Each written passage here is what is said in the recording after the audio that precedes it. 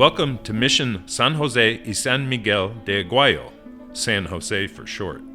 It was built by Spain for the Catholic Church, and it's got all the latest and greatest of high-tech inventions of the 1700s.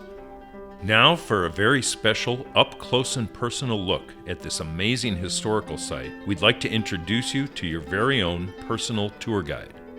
Hi, I'm Ranger PT. San Jose, along with the other three missions, make up San Antonio Missions National Historical Park, one of more than 420 parks that the National Park Service inside the U.S. Department of Interior manages for you, the American people, and in this case, the world. San Antonio Missions isn't just a national park. It's a UNESCO World Heritage Site as of 2015.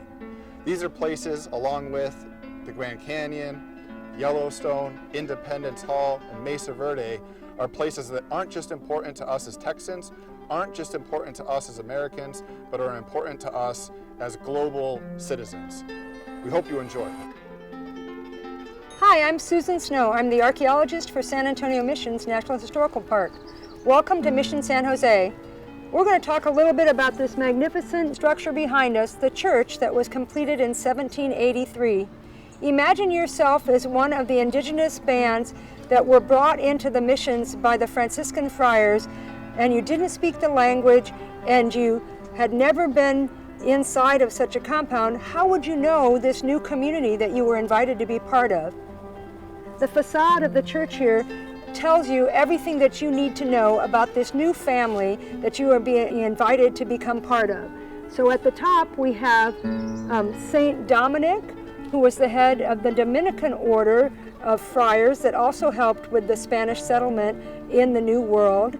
And then on the right we have Saint Francis, who was the head of the order of the Franciscan friars who came here to San Antonio and established the missions along the San Antonio River. And in between them we have Joseph, the father of Jesus, and he's holding baby Jesus in his arms.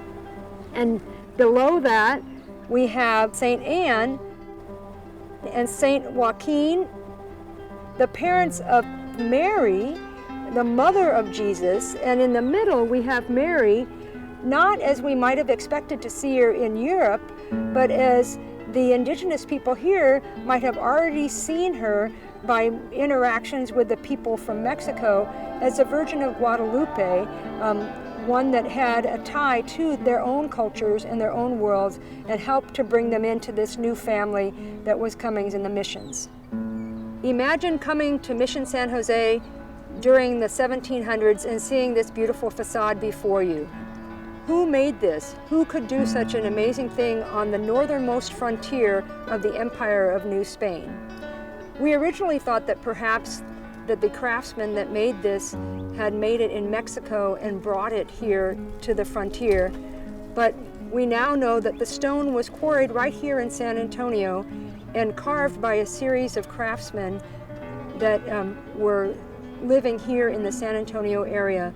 Those craftsmen included Antonio Salazar and Pedro Huizar, who were the builders of the Mission San Jose Church and compound. This design is so intricate that they had to have built the blocks of stone first and then on scaffolding carved the design after they had figured out how the stones got put together. So can you imagine doing that Tetris first and then carving out the figures below? Some of the designs are only a 1/4 inch of space underneath. This facade is carved in the Baroque Rococo style, which is cutting-edge technology for the late 18th century. One of the first structures completed at this mission was the granary with its flying buttresses to support the walls and roof. Soon an adobe church, a friary for the priests, and houses for the indigenous were built. The granary here stored grain for food, and by the 1920s, the granary's roof had collapsed, so the women of the Conservation Society of San Antonio bought and restored the granary in 1930. So this is the famous rose window. If you've been anywhere in San Antonio, you've seen this quadrifoil pattern that has been repeated. It is the symbol of the city of San Antonio. It is reported to have been carved by Pedro Huizar, who was a craftsman that lived here at Mission San Jose. It is not a true architectural rose window, but it is called the rose window because of the flowers that are carved around the exterior. They are in fact not roses either, they are Texas pomegranates, which is a native plant to this part of Texas. So Mission San Jose was called the Queen of the Missions, not only because of the beautiful church, but also because this is the largest of the missions in San Antonio, with over 6 acres in the interior of the compound, and the quarters for the indigenous people around the exterior, where over 300 families lived at the height of the occupation of this mission. The walls that you see today were actually reconstructed in the 1930s by the Works Project Administration because this was a successful mission, and the families that continued to live here after the friars left and the mission was secularized continued to build and change as they saw fit. The magnificent Mission San Jose was created with the greatest of care so long ago and is still in use today. Today we are grateful that this masterpiece, the Queen of the Missions, still exists. And here's the man so instrumental in keeping Mission San Jose alive and well into the 21st century, Father David Garcia. Hello, my name is Father David Garcia. I'm the former director of the Old Spanish Missions for the Archdiocese of San Antonio. Happy to share with you a little bit about the history of these wonderful 5 Old Spanish missions that we have here in our city. They're such an important part of the history of Texas.